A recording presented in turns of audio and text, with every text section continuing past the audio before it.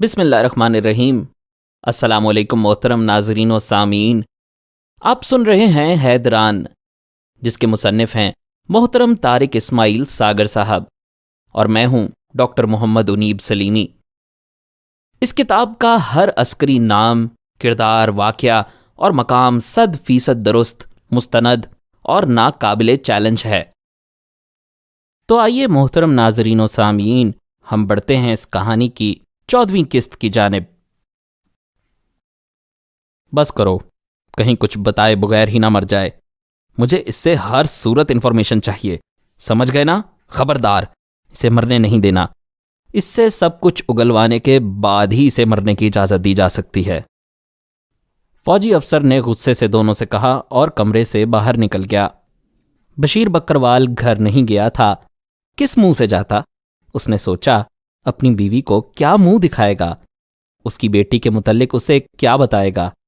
اور یہ بات بھی وہ اچھی طرح جانتا تھا کہ اگلے 2-4 روز سکینہ گھر نہ آئی تو اس کی بیوی مر جائے گی، جس کے بعد بشیر بکروال کے پاس زندہ رہنے کا کوئی بہانہ بھی نہیں رہ جائے گا۔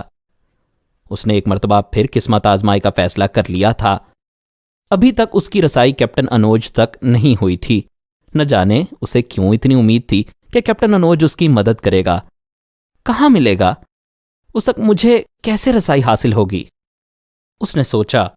اچانک ہی اسے وہ ڈاک بنگلہ یاد آ گیا جہاں کبھی کبھی کیپٹن انوج سے وہ ملنے جایا کرتا تھا۔ عموماً ہفتے کی رات وہ اسی ڈاک بنگلے میں گزارتا تھا، اور آج ہفتہ تھا۔ شام ڈھلنے والی تھی، جس کے بعد اس کا ڈاک بنگلے تک پہنچنا ممکن بھی نہ ہوتا۔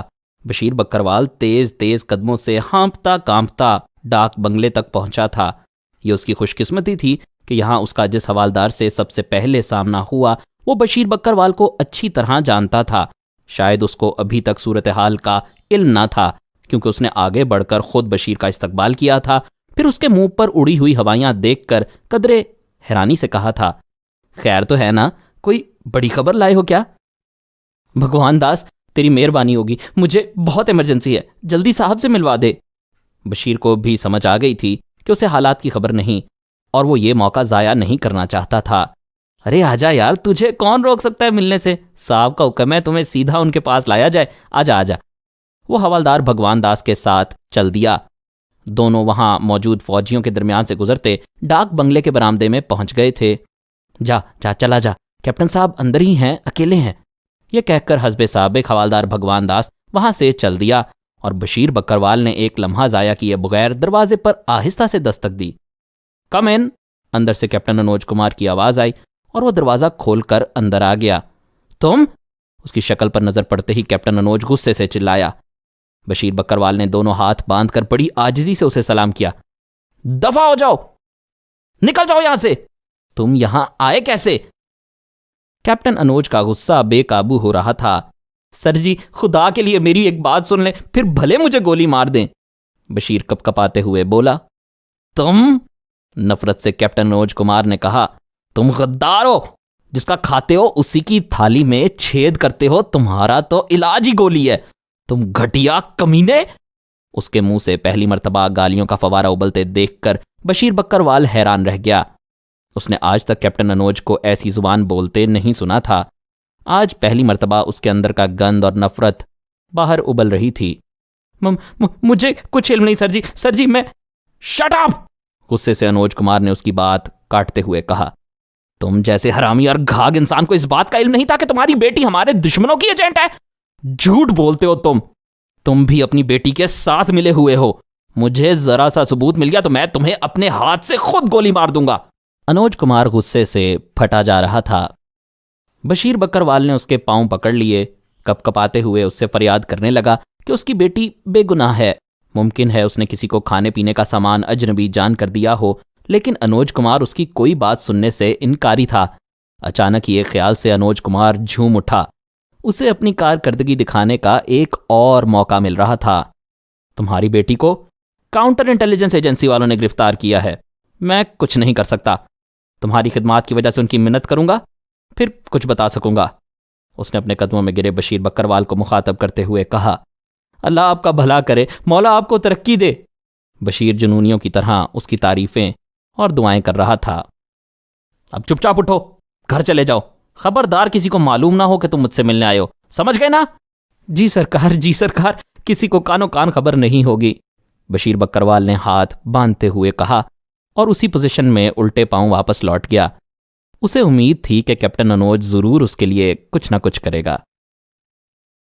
شپالی پر غصے کے دورے پڑنے لگے تھے، جو اس کے والدین کے لیے بڑی عجیب بات تھی۔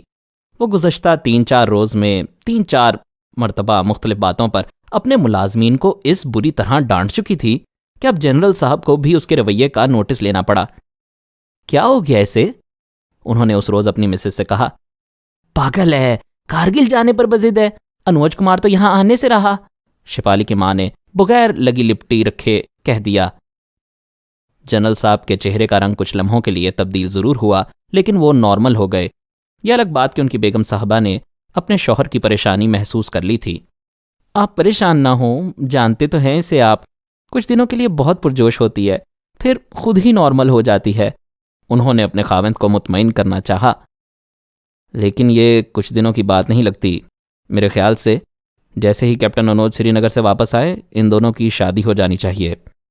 جنرل صاحب نے فیصلہ سنا دیا۔ ہاں، آخر کب تک بٹھائے رکھیں گے اسے اپنے پاس؟ ہے تو پرایا دھن، جائے گی تو اپنے ہی گھر نا، ان کی بیگم صاحبہ نے ٹھنڈی سانس لے کر کہا۔ اس بے وقوف کو بتا دو کہ ہم ان دونوں کی محبت کے درمیان دیوار نہیں بن رہے، جیسے ہی انوج آتا ہے شادی کر دیں گے، جنرل صاحب نے مسکراتے ہوئے کہا۔ میں تو سمجھتی تھی آپ میدان جنگ کے ہی جنرل ہیں، لیکن آج تو آپ نے کمال ہی کر دیا، بھائی واہ، مان گئے، بیگم صاحبہ مسکرائیں۔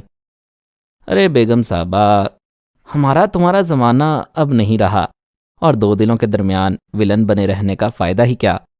دونوں نے کہا لگا کر خود کو نارمل کیا تھا، اور شام کو جب شپالی کی ماں نے اسے باپ کے فیصلے سے اس لیے آگاہ کیا تھا کہ وہ خوشی سے اچھل پڑے گی، تو وہ یہ دیکھ کر حیران رہ گئی کہ شپالی بالکل نارمل رہی۔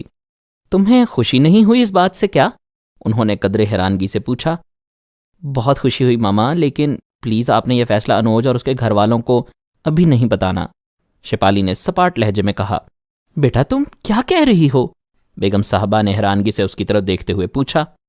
یس ماما، میں چاہتی ہوں کہ اس کے گھر والے خود آپ سے کہیں، اور انوج مجھ سے، شپالی نے سنجیدگی سے جواب دیا۔ ان میں ایسا کیا سرخاب کے پر لگے ہیں کہ آپ خود؟ ارے بیٹا، کوئی مریادہ ہے ہماری، ریتی رواج بھی کوئی معنی رکھتے ہیں یا نہیں؟ بیگم صاحبہ نے اس کی بات مکمل ہونے سے پہلے کاٹ دی۔ او ماما پلیز، میں اس نان سینس کو نہیں مانتی، اوکے؟ شپالی پھر بھڑک اٹھی۔ آخر جنرل کی بیٹی ہونا، اپنی ناک اونچی رکھنے کے چکر میں دھرم اور مریادہ کو بھی اہمیت نہیں دو گی؟ بیگم صاحبہ نے ہتھیار ڈال دیے۔ اوکے ماما جی، چلیے آپ کو چائے بنا کر پلاؤں اپنے ہاتھ سے، شپالی نے ماں کے گلے میں باہیں ڈال دیں۔ وہ اپنی ماں کو ناراض یا دکھی رکھنے کا خطرہ مول نہیں لے سکتی تھی، اسے واقعی اپنے والدین سے بہت محبت تھی، دونوں اس پر جان چھڑکتے تھے، ان کا شپالی کے علاوہ تھا بھی کون؟ اور شپالی نے بھی کبھی انہیں مایوس نہیں کیا تھا۔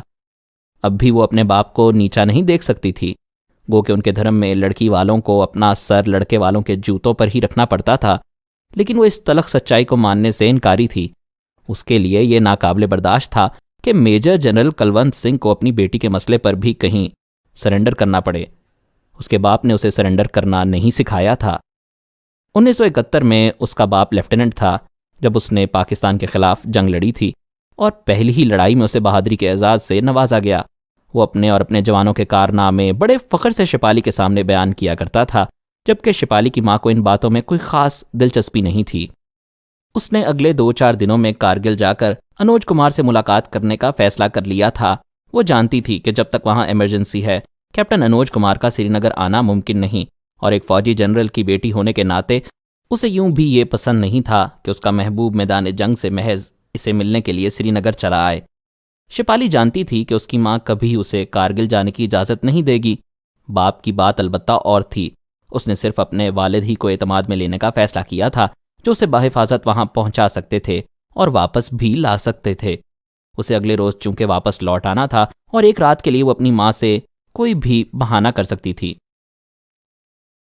15 جولائی کو 19FF کو حکم ملا کہ وہ 12 NLI کی مدد کے لیے آگے بڑھے، جو گزشتہ کئی ماہ سے گلتری محاذ پر زندگی اور موت کا ناقابل یقین معرکہ لڑ رہی تھی، اور ابھی تک اپنی پوزیشنوں پر ڈٹی ہوئی تھی۔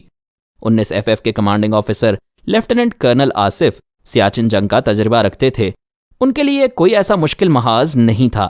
انہوں نے اگلے 8-10 دن میں اپنی پوزیشنیں سنبھال لیں۔ اس محاذ کی مشکل ترین پوسٹ M6 تھی، جس کی ذمہ داری یونٹ کے انتہائی دلیر، بردبار اور مکمل مجاہد کیپٹن مالک کو سونپی گئی، جو اپنے 25 ساتھیوں کے ساتھ M6 کی طرف عازم سفر ہوئے۔ کیپٹن مالک کی پوسٹ بہت بلندی پر تھی اور کرنل آصف یہ جانتے تھے کہ وہ اپنے اس افسر کو کس رزم گاہ میں دھکیل رہے ہیں، جہاں دشمن کی گولہ باری کا سامنا تو انہیں ہوگا ہی، لیکن موسم اس سے بھی بڑا عذاب بن کر حملہ آور ہو سکتا ہے۔ کیپٹن مالک کے انتہائی نیک مزاج کی وجہ سے انہیں یونٹ میں بڑی محبت اور عزت کی نگاہوں سے دیکھا جاتا تھا۔ کرنل آصف اور ساتھیوں نے انہیں باری باری گلے لگا کر بڑی محبت سے رخصت کیا۔ نہ جانے کیوں ان کے کمانڈنگ آفیسر دم رخصت بہت اداس دکھائی دے رہے تھے۔ کیپٹن مالک نے ان سے گلے ملتے ہوئے قرآنی آیات پڑھیں تو کرنل آصف نے ان کی پیٹھ ٹھونکتے ہوئے کہا، انشاءاللہ تم خیریت سے واپس آؤ گے۔ رخصتی کے کلمات کیوں پڑھ رہے ہو؟ سر، یہ بھی تو ممکن ہے۔ کیپٹن مالک نے کچھ کہنا چاہا، لیکن کرنل آصف نے انہیں محبت سے ڈانٹ دیا۔ نو، کچھ نہیں کہو گے تم۔ انہوں نے محبت بھری ڈانٹ پلائی۔ اوکے سر، کیپٹن مالک نے کہا۔ ان کے 25 ساتھی ان کے ساتھ زندگی کے اس اہم ترین اور انتہائی خطرناک سفر پر جانے کے لیے تیار کھڑے تھے۔ کیپٹن مالک ان کے نزدیک گئے۔ انہوں نے اپنی عادت کے مطابق اپنے جوانوں کے ساتھ قرآنی آیات تلاوت کرنے کے بعد انہیں جہاد کی فضیلت سے آگاہ کیا اور بتایا کہ مسلمان مجاہد خود کو ہر وقت اللہ کی عدالت میں حاضری کے لیے تیار رکھتا ہے۔ انہوں نے اپنے ساتھیوں سے کہا کہ وہ زندگی کی آخری سانس تک ان کی ہر ممکن حفاظت کریں گے اور انشاءاللہ وقت آنے پر سب سے پہلے جام شہادت نوش کریں گے، لیکن بطور مسلمان اور پاک فوج کے سپاہی ہونے کے ناطے انہیں کسی بھی مشکل گھڑی کے لیے تیار رہنا ہوگا۔ کیا سب تیار ہو؟ انہوں نے آخر میں سوال کیا۔ یس سر، تمام جوان یک زبان بولے۔ اللہ اکبر، اللہ اکبر۔ کیپٹن مالک نے اللہ کی ثنا کی اور سب سے آگے چل دیے۔ انہوں نے اپنے جوانوں کو ترتیب سے آگاہ کر دیا تھا۔ ان لوگوں نے اپنے عارضی کیمپ سے قریباً 4 گھنٹے کی مسافت پیدل طے کرنے کے بعد M6 پر جانا تھا، جہاں 12 NLI کے جانباز شہادتوں اور فضیلتوں کی عظیم تاریخ رقم کر رہے تھے۔ کیپٹن مالک اور ان کے ساتھیوں کا یہ سفر جذبہ ایمانی کا مرہون منت تھا۔ انہیں اس طرح کے انسان دشمن موسم میں ایسی خطرناک پہاڑی لڑائی کا کچھ خاص تجربہ بھی نہیں تھا، لیکن کیپٹن مالک کے جذبہ ایمانی اور شوق شہادت کے سامنے کوئی مشکل ٹھہرتی دکھائی نہیں دے رہی تھی۔ البتہ ان کے کچھ ساتھیوں کے لیے شدید ترین انسانی رگوں میں خون جماتی برفیلی ہواؤں میں سفر کرنے کا یہ تجربہ بڑا جان لیوا تھا۔ راستے کا ایک ایک انچ دشمن کے گولوں کی زد پر تھا۔ کیپٹن مالک کے M6 تک پہنچنے سے پہلے ان کے 3 ساتھیوں کی حالت انتہائی بگڑ گئی تھی۔ ان کے لیے اب ایک قدم چلنا بھی ممکن نہیں رہا تھا۔ خطر پسند اور شوق شہادت سے سرفراز کیپٹن مالک نے انہیں واپس لوٹنے کا حکم دیا۔ تینوں نے انکار کر دیا، لیکن اپنے افسر کے مجبور کرنے پر انہیں واپس جانا ہی پڑا۔ 24 جولائی کو بالآخر وہ اپنے 22 جانبازوں کے ساتھ مارکہ حق و باطل لڑنے میدان جنگ میں پہنچ گئے۔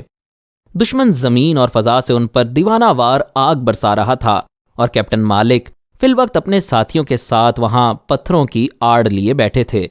ان کے لیے ان حالات میں دشمن کو جواب دینا ممکن نہیں تھا۔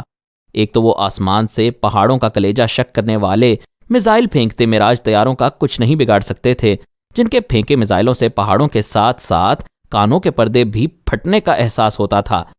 دشمن جس نوعیت کی زمینی گولہ باری کر رہا تھا، اس کا جواب توپ خانہ ہی دے سکتا تھا۔ وہ کچھ نہیں کر سکتے تھے سوائے صبر اور انتظار کے، جو وہ کر رہے تھے۔ 24 جولائی کی شام کرنل آصف نے ان سے رابطہ کر کے خیریت دریافت کی تو کیپٹن مالک نے انہیں صورتحال سے آگاہ کرتے ہوئے بتایا کہ فکر مند ہونے کی کوئی ضرورت نہیں، وہ اپنے مورچوں میں ڈٹے دشمن کے منتظر ہیں۔ کیپٹن مالک کی آواز میں بلا کا اعتماد اور سکون پایا جاتا تھا۔ انہوں نے اپنے کمانڈنگ آفیسر کو اپنی دانست میں مطمئن کر دیا تھا، لیکن کرنل آصف جو سیاچن کی لڑائی لڑ چکے تھے، صورتحال کی سنگینی سے زیادہ باخبر تھے۔ انہوں نے خطر پسند کیپٹن مالک سے کہا کہ وہ ہر ممکن طریقے سے اپنا اور جوانوں کا خیال رکھیں اور انہیں ہدایت کی کہ اپنے ہتھیاروں کی صفائی کا خصوصی اہتمام کریں۔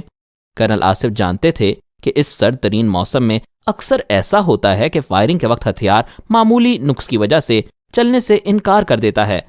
وہ کیپٹن مالک کے جذبے سے مکمل باخبر تھے اور یہ بھی جانتے تھے کہ وہ بدترین حالات میں بھی بہترین کارکردگی کا مظاہرہ کریں گے، لیکن ان کا دل کسی پہلو چین نہیں کھاتا تھا۔ میں کل رات تمہارے ساتھ گزاروں گا انشاءاللہ، انہوں نے کیپٹن مالک سے کہا۔ کیپٹن مالک یہ نہیں چاہتے تھے کہ ان کے سی او کی جان خطرے میں پڑے، لیکن وہ اپنے سی او کو اس سے روک بھی نہیں سکتے تھے۔ M6 سے قریباً 3 گھنٹے کی مسافت پر پیچھے کی جانب ایک پوسٹ قائم کی گئی تھی جو قدرے محفوظ تھی۔ بٹالین ہیڈ کوارٹر سے یہاں تک کا فاصلہ تو کسی نہ کسی طرح مختلف پوزیشن اختیار کرتے ہوئے طے کیا جا سکتا تھا، لیکن یہاں سے M6 پوسٹ تک کا چپا چپا غیر محفوظ تھا۔ دشمن نے اس علاقے کی کچھ اس انداز سے گھیرا بندی کی ہوئی تھی کہ یہاں سے معمولی نقل و حرکت بھی ممکن نہیں تھی۔ کیپٹن مالک نے بٹالین ہیڈ کوارٹر سے یہاں تک کا سفر کرنے کے بعد یہاں سے M6 کا سفر رات کے اندھیرے میں دشمن کی نظروں سے چھپ کر کیا تھا۔ انہوں نے اپنے سی او سے کہا کہ وہ اس پوسٹ تک پہنچیں جہاں سے ان کے گائیڈ انہیں رات کے اندھیرے میں کیپٹن مالک کی پوسٹ تک لے آئیں گے۔ کرنل آصف مطمئن ہو گئے۔ کیپٹن مالک اپنے سی او کو اپنی پوسٹ تک بحفاظت لانے کی منصوبہ بندی کرنے لگے۔ انہوں نے مغرب کی نماز باجماعت ادا کی اور ابھی بمشکل نماز سے فارغ ہوئے تھے جب اچانک انہیں احساس ہوا جیسے بھارت کے سارے توپ خانے نے مل کر ان پر حملہ کر دیا ہو۔ ابھی تک اس محاذ پر ایسی نوعیت کی گولہ باری کم ہی ہوئی تھی۔ انہوں نے اپنے ساتھیوں کو محفوظ پناہ گاہوں میں جانے اور اپنے ہتھیاروں کی صفائی کرنے کا حکم دیا اور خود بھی معمول کے مطابق قرآنی آیات کی تلاوت کرتے ایک پتھر کی اوٹ میں اپنی گن اور دوربین سنبھال کر بیٹھ گئے۔ گولہ باری کا یہ سلسلہ رات دیر گئے تک جاری رہا۔ حیرت انگیز بات یہ تھی کہ دشمن نے اس دوران بالکل وقفہ نہیں کیا تھا اور مسلسل ان پر آگ برساتا رہا۔ صبح فجر کی نماز سے کچھ دیر پہلے بمشکل آدھے گھنٹے کا وقفہ ہوا تھا۔ جب کیپٹن مالک نے اس وقفے کے بعد صورتحال کا جائزہ لیا تو انہیں اندازہ ہوا کہ ٹیلی فون کی تمام تاریں کٹ چکی ہیں۔ ان کا اپنا وائرلیس سیٹ بھی ناکارہ ہو گیا تھا اور اب پیچھے رابطہ کرنے کا کوئی ذریعہ بہرحال دکھائی نہیں دے رہا تھا۔ کیپٹن مالک نے صورتحال کی سنگینی کا احساس کرتے ہوئے اپنے ایک لانس نائک کو پچھلی پوسٹ کی طرف روانہ کیا۔ وہ نہیں چاہتے تھے کہ اس حالت میں اپنے سی او کو خطرے میں ڈالیں، جبکہ انہیں اس بات کا بھی علم تھا کہ جب پچھلی محفوظ پوسٹ پر پہنچنے کے بعد کرنل آصف کا ان سے رابطہ نہ ہو سکے گا تو وہ M6 کی طرف چل دیں گے۔ کرنل آصف پروگرام کے مطابق انتہائی خطرناک حالات میں بھی ایک جوان کے ساتھ اس پوسٹ تک پہنچ گئے۔ جب کیپٹن مالک سے رابطے کی کوشش کی گئی تو رابطہ ممکن نہ ہوا۔ کرنل آصف کی پریشانی بڑھنے لگی۔ اس سے پہلے کہ وہ کوئی فیصلہ کریں، کسی نہ کسی طرح دشمن کی تباہ کن گولہ باری سے محفوظ لانس نائک زوار وہاں پہنچ گیا، جس نے کرنل صاحب کو بتایا کہ دشمن نے انتہائی تباہ کن گولہ باری کے بعد سینکڑوں کی تعداد میں چاروں اطراف سے یلغار کر دی ہے۔ M6 پر حملہ اتنا شدید نوعیت کا ہے کہ کمیونیکیشن بحال رکھنے والی تمام تاریں بھی کٹ چکی ہیں اور اب پوسٹ سے رابطہ ہی ممکن نہیں رہا۔ اس لانس نائک کی زبانی کرنل آصف کو علم ہوا کہ کیپٹن مالک کے وائرلیس کو بھی نقصان پہنچا ہے، جسے ٹھیک کرنے کی کوشش کی جا رہی ہے۔ کرنل آصف کی جان توڑ کوشش سے جب کسی طرح رابطہ بحال ہوا تو وہاں ہونے والی گولہ باری اتنی شدید تھی کہ سوائے اس کے اور کوئی کان پڑی آواز بھی سنائی نہیں دے رہی تھی۔ گولہ باری کا اندازہ تو ہو رہا تھا۔ پیدل فوج کے حملے کی اطلاع لانس نائک زوار نے دی تھی۔ کرنل آصف کی تشویش بڑھنے لگی تھی۔ یہ ان کے لیے ناقابل برداشت تھا کہ ان کے جوان دشمن کی گولہ باری کی زد میں ہوں اور وہ ان تک پہنچ نہ پائیں۔ انہوں نے جلد ہی ایک اہم فیصلہ کر لیا۔ ابھی تک کیپٹن مالک سے رابطہ ممکن نہیں ہوا تھا، لیکن نائک زوار نے انہیں دشمن کے حملے کے متعلق جو اطلاعات دی تھیں ان کی مدد سے کرنل آصف نے اپنے ذہن میں خاکہ تیار کر لیا تھا۔ انہوں نے وہ فیصلہ کیا جو فوجی زبان میں انتہائی خطرناک ہوتا ہے اور ان لمحات میں کیا جاتا ہے جب اور کوئی چارہ کار باقی نہ رہے۔ اس فیصلے پر پہنچنے کے بعد انہیں خاصا اطمینان محسوس ہونے لگا تھا، جس کا مطلب یہ تھا کہ ان کا فیصلہ درست ہے۔ کرنل آصف نے پوسٹ سے پاکستانی توپ خانے سے رابطہ کیا۔ انہیں M6 کی ساری پوزیشن سمجھانے کے بعد کہا کہ وہ اس سمت گولہ باری کریں جدھر سے دشمن ایڈوانس کر رہا ہے۔ توپ خانے نے اس کا بھرپور اور شاندار جواب دیا اور کرنل آصف کے بتائے ہوئے پوائنٹس پر گولہ باری شروع کر دی۔ اس کے ساتھ ہی بٹالین مارٹر کا فائر آنے لگا۔ گو کہ پاکستانی توپ خانے نے جوابی کارروائی شروع کر دی تھی، لیکن دن کے اجالے میں سامنے موجود بھارتی فوج کو سامنے کا منظر نمایاں دکھائی دے رہا تھا۔ اس کے باوجود کرنل آصف نے انتہائی دلیرانہ فیصلہ کیا۔ اور 10 جوانوں کو اپنے ساتھ لے کر M6 پر کیپٹن مالک کی مدد کے لیے آگے جانے کی کوشش کرنے لگے۔ جیسے ہی انہوں نے پوسٹ سے سفر کا آغاز کیا، ان کے دائیں بائیں اور سروں پر گولے پھٹنے سے قیامت برپا ہو گئی۔ دشمن کے لیے سامنے کی پوزیشن بالکل صاف تھی۔ اسے کرنل آصف اور ان کے ساتھی بالکل صاف دکھائی دے رہے تھے، اور وہ ان پر تباہ کن گولہ باری کر رہا تھا۔ مزید اقساط سننے کے لیے ہمارے چینل کو سبسکرائب کیجیے، بیل آئیکن کو کلک کریں تاکہ آپ کو ہمارے نئے اپلوڈز کے متعلق نوٹیفیکیشنز ملتی رہیں۔ ہماری ویڈیوز کو لائک اور شیئر کریں اور کمنٹ سیکشن میں ہمیں اپنی رائے سے آگاہ کرتے رہیں۔